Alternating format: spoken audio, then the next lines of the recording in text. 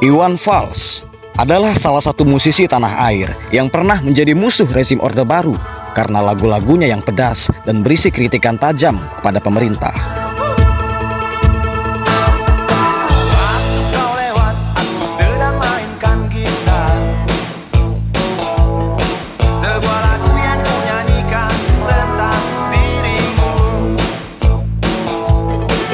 Lelaki bernama asli Virgiawan Listianto ini lahir di Jakarta pada tanggal 3 September 1961. Perjalanan karir musik Iwan Fals dimulai ketika ia sekolah di Bandung. Iwan Fals mulai mengamen di jalanan di masa ia duduk di bangku SMP.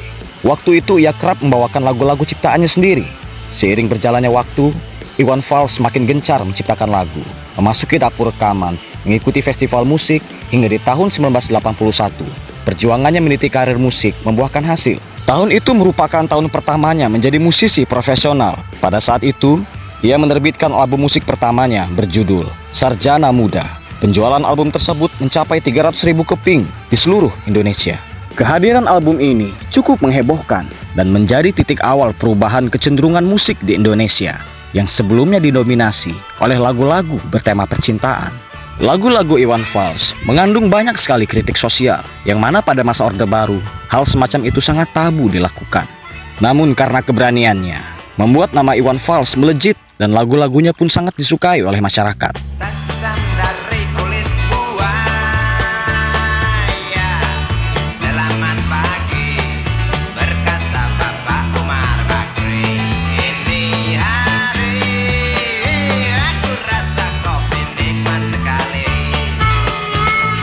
Buktinya, lagu Umar Bakri sempat menjadi lagu di tangga teratas di seluruh radio musik di Indonesia.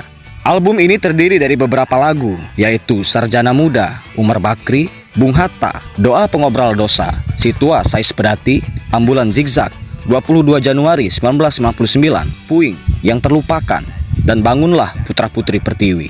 Dalam album ini, kritik sosial merupakan tema yang mendominasi. Lagu Umar Bakri misalnya. Lagu ini menceritakan seorang guru yang sudah 40 tahun mengabdi kepada negara. Ia sudah berjuang mencerdaskan sekian generasi.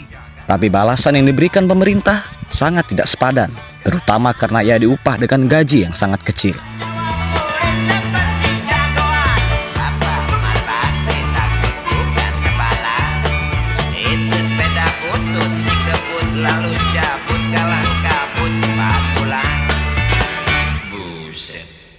Standing dan terbang, Umar Bakri, Umar Bakri.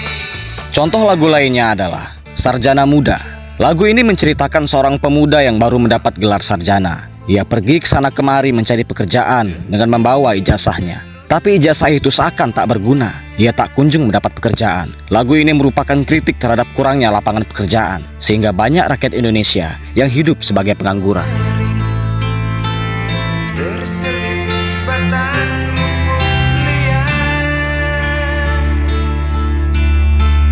jelas menatap awan berarah, wajah burung semakin terlihat. Tahun 1981 hingga 1989 merupakan masa yang cukup stabil bagi rezim Orde Baru untuk menjalankan program-programnya. Fokus Soeharto membangun perekonomian bangsa ibarat dua sisi pedang yang berlawanan. Satu sisi, di bawah kekuasaannya, perekonomian Indonesia bergerak cukup pesat dengan landasan Undang-Undang Nomor 1 Tahun 1967 tentang penanaman modal asing yang disempurnakan dengan Undang-Undang Nomor 12 Tahun 1970, semakin memasifkan penanaman modal dari luar negeri. Namun sisi lain, kebijakan rezim ini telah menimbulkan banyak ketidakadilan, ketimpangan sosial, di mana rakyat kecil lah yang menjadi korbannya. Oleh karena itu, kritik atas ketidakadilan dan kemiskinan akan sangat membuat rezim ini terusik dan mengancam kestabilan politik. Padahal di masa itu, dengan tangan besi Orde Baru, suara kritik semacam itu sangat ditekan. Maka sangat wajar jika selama karirnya bermusik, Iwan Fals kerap mendapatkan intimidasi, pemboikotan, dan pemberedelan oleh penguasa. Tapi itu semua tidak menyurutkan semangatnya untuk terus menyuarakan kritik melalui lagu-lagunya. Sejak meledaknya album Sarjana Muda, Iwan terus disebut-sebut sebagai penyanyi tukang kritik. Ia terus meluncurkan karya-karyanya, mengguncang kestabilan rezim Orde Baru. Di tahun-tahun berikutnya, Iwan Fals gencar menerbitkan album-album baru yang ia kerjakan bersama para musisi kritis lainnya. Album-albumnya seperti Opini, Sumbang, Barang Antik, Sugali, KPJ, Sore Tugu Pancoran, Aku Sayang Kamu, Ethiopia, dan lain sebagainya. Seiring berjalannya waktu, penggemar Iwan Fals meningkat pesat. Di tahun 1991, Iwan Fals bersama dengan grup band Kantata Takwa menggelar konser di Stadion Utama Senayan dan tercatat sebagai konser dengan penonton terbanyak di Indonesia saat itu. Konser tersebut setidaknya dihadiri sebanyak 150.000 penonton.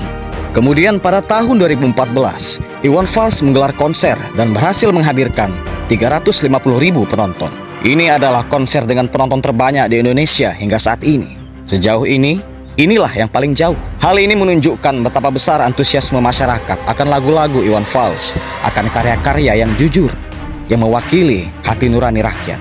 Amanda Syaputri dalam Kompasiana.com menjelaskan bahwa musik punya cara sendiri dalam mengumpulkan massa. Jika musiknya bagus, didengar banyak orang, dan para pendengar cocok dengan liriknya atau video klipnya, maka terkumpullah massa dari berbagai penjuru wilayah negeri yang sehati dan setuju dengan kritik itu. Orang per orang yang awalnya tidak saling kenal akhirnya bisa bersatu hatinya sebagai golongan masyarakat marginal. Sejarah berbagai negara sudah membuktikan kaum marginal merupakan cikal bakal revolusi yang ganas terhadap penguasa. Inilah yang ditakutkan pemerintah.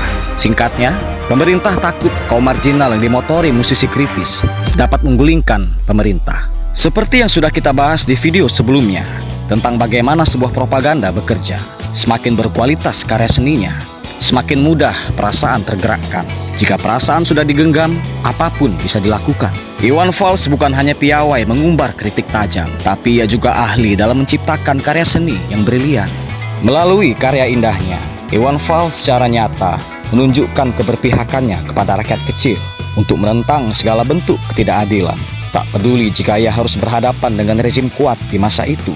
Satu hal yang bisa kita teladani, Iwan Fals berjuang bukan untuk dirinya sendiri, tapi untuk rakyat, untuk bangsa, untuk kepentingan bersama. Andai jika setiap pemuda memiliki semangat semacam ini, maka pasti tak ada lagi yang perlu kita khawatirkan akan masa depan bangsa ini.